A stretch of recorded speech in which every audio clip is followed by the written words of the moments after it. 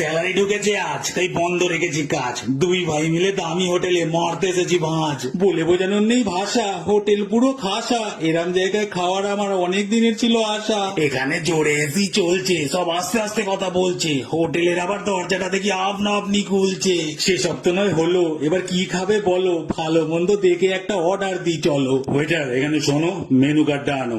এখানে কি special dish সেটা কি তুমি জানো? এখানে সবই স্পেশাল স্যার, আলাদা করে বলবো আমি কি আর। এবার যার যার নিজের মুখের ওপর যেটা ভালো লাগে যার। আমরা আছি এটা ধরে, তুমি এসো একটু ঘুরে। কোনটা কি অর্ডার দেবো বলছি পছন্দ করে। হুম হুম হুম আরে সব কি লেখা দেখ তো রে খোকা, সত্যি আমি ঠিক দেখছি নাকি চোখ দিচ্ছে আমায় ধোকা? ভালো জায়গায় এসে আনন্দে গেছো ভেসে, তোমার আমি কাণ্ড দেখে মুখ মরছি আমি হেসে।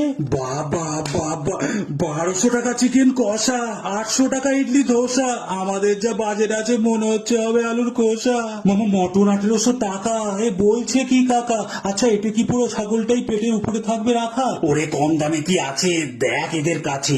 এক প্লেট ভাজা হবে না নুন দিয়ে চুনো মাছে? যা বুঝতে পারছি আমি, এখানে খাবার সব নামি, শেষে শুধু ধন্যবাদটাই সবচেয়ে কম দামি। হ্যাঁ কাকা বলো, শরীর কি করে খারাপ হলো? এক্ষুনি আমি আসছি, আমার সাথে হাসপাতাল চলো।